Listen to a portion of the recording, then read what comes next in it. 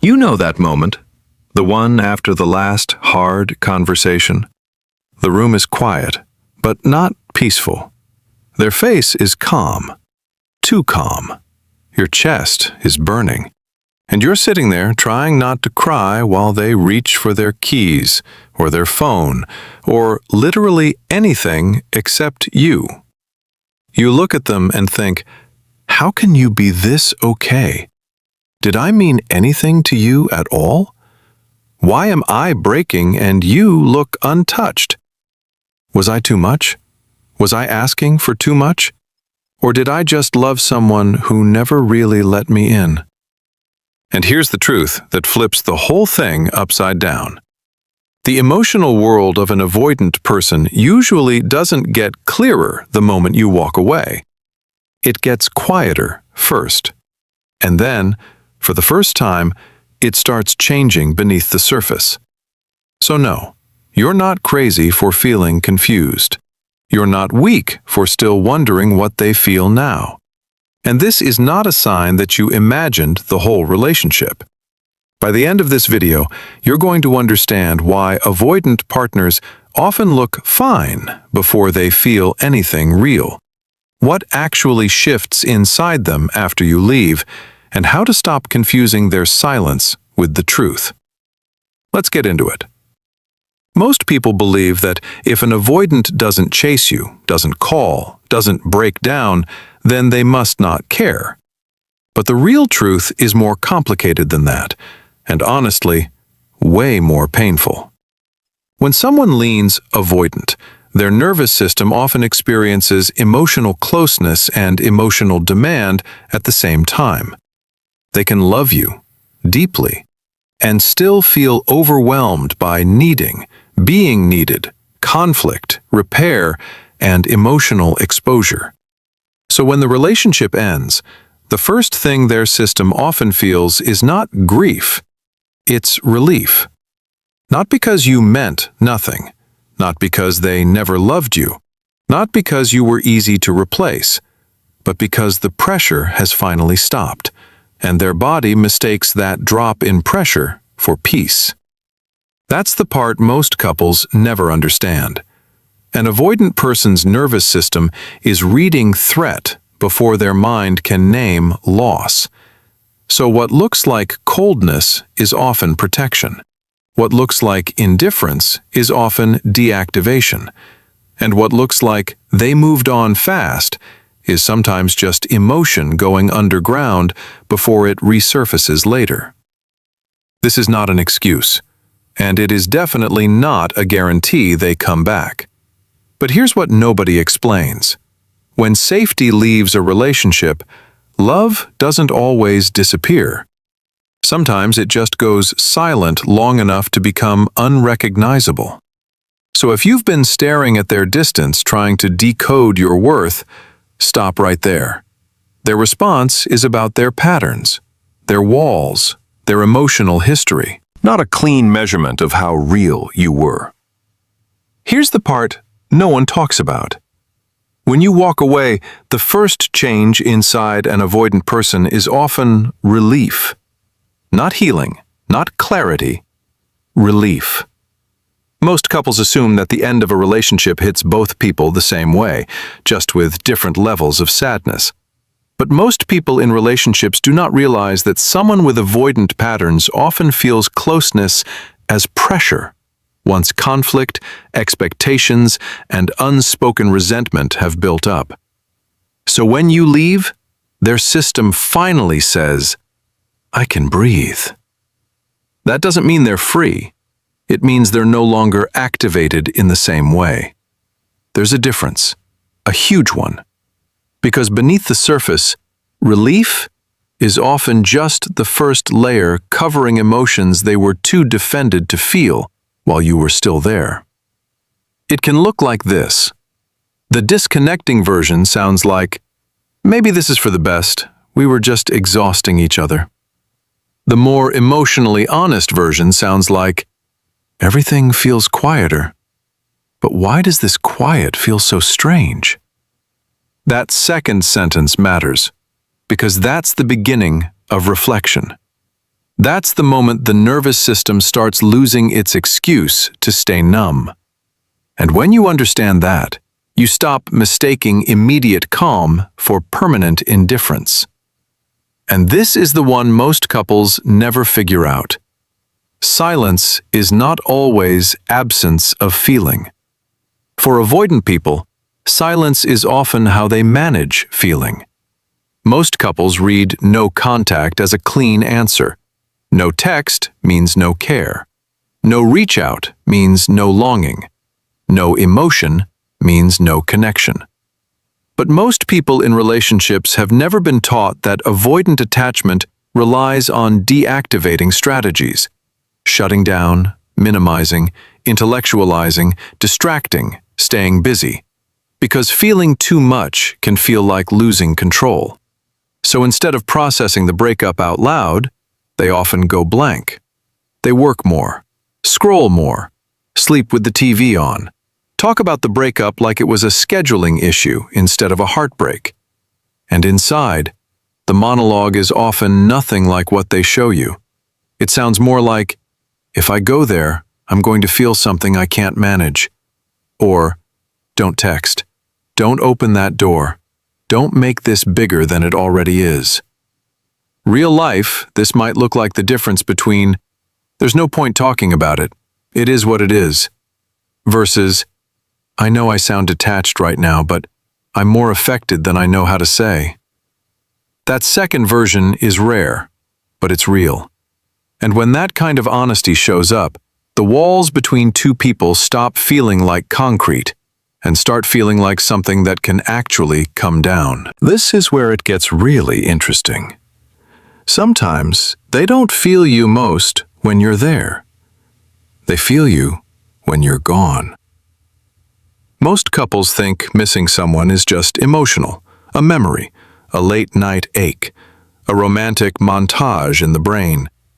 But most people in relationships miss the deeper truth.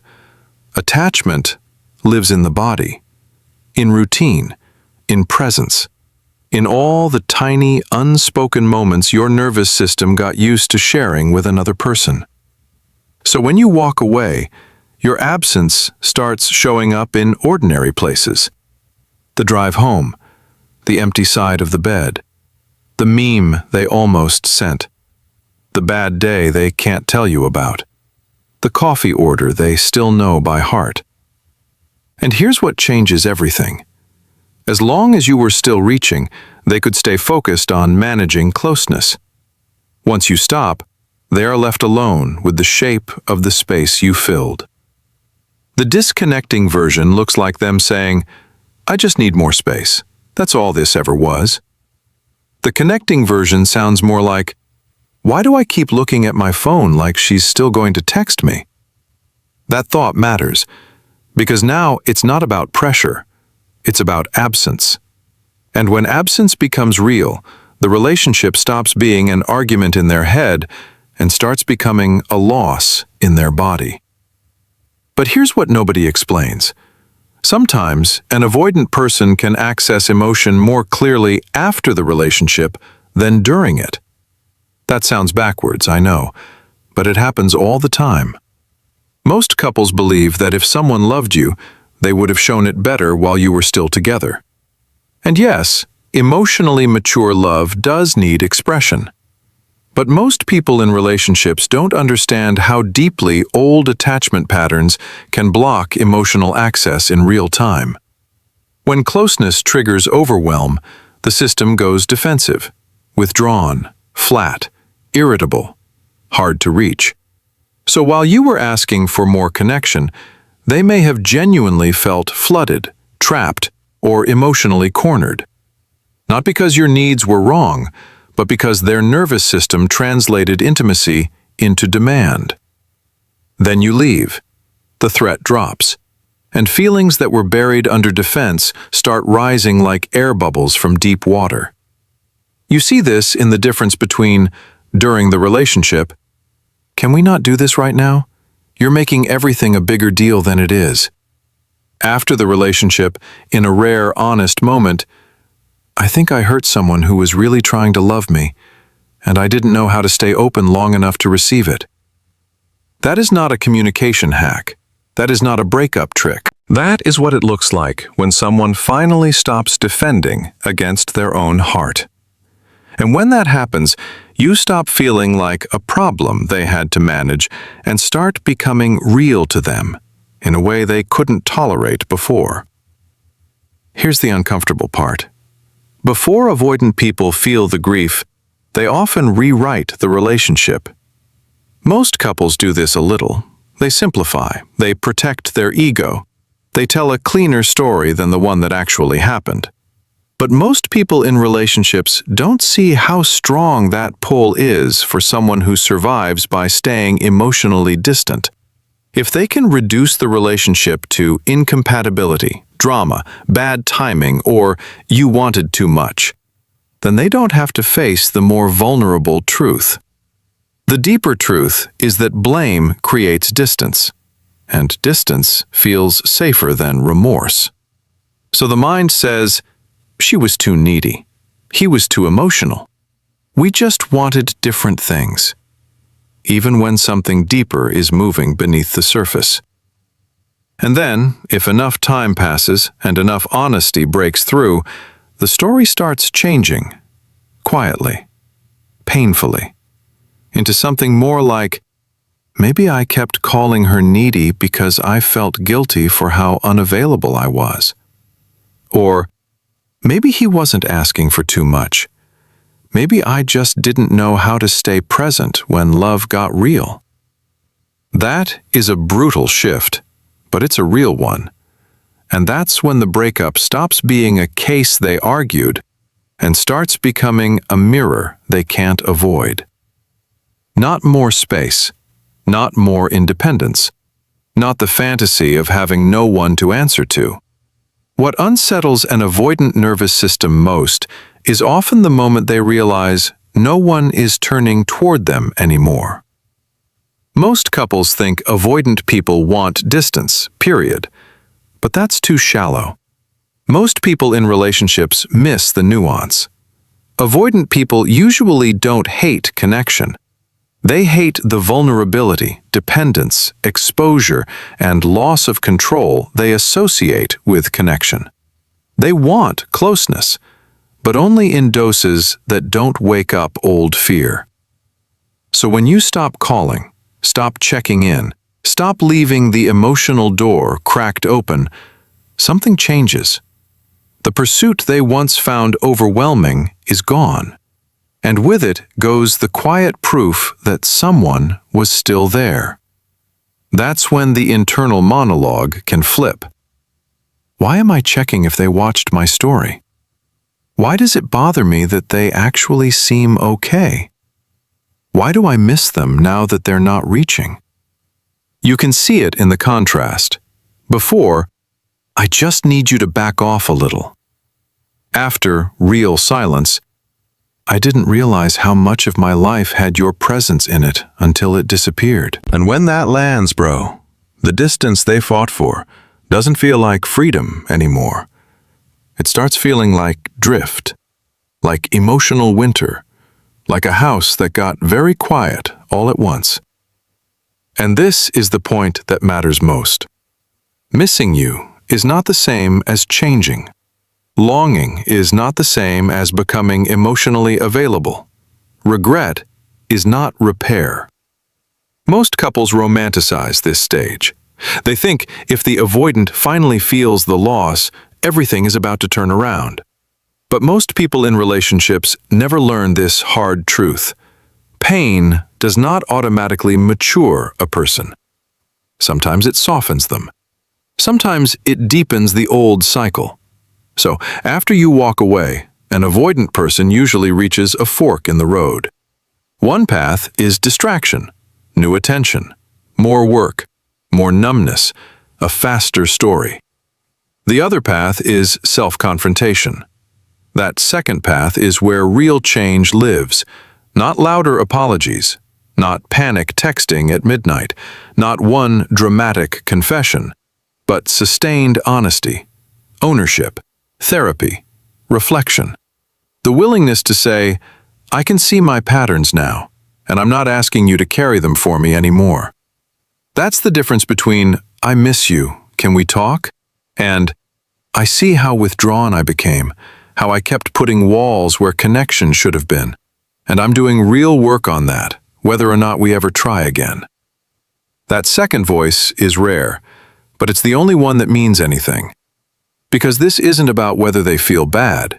It's about whether they've become capable of love with presence, safety, and repair. And when that shift is real, the relationship stops feeling like an emotional guessing game and starts feeling like something grounded enough to come home to. So, if you needed this today, hear me clearly. The point is not to sit around decoding every move your avoidant ex makes. The point is to finally understand that silence is not clarity, distance is not maturity, and delayed emotion is not the same thing as emotional growth. This isn't a checklist. It's an invitation to see patterns for what they are, and stop letting someone else's nervous system define your worth. When you internalize this, you stop chasing crumbs of connection and start recognizing what real emotional availability actually feels like. And that changes everything about the kind of love you will accept, build, and protect. These aren't tips for getting them back.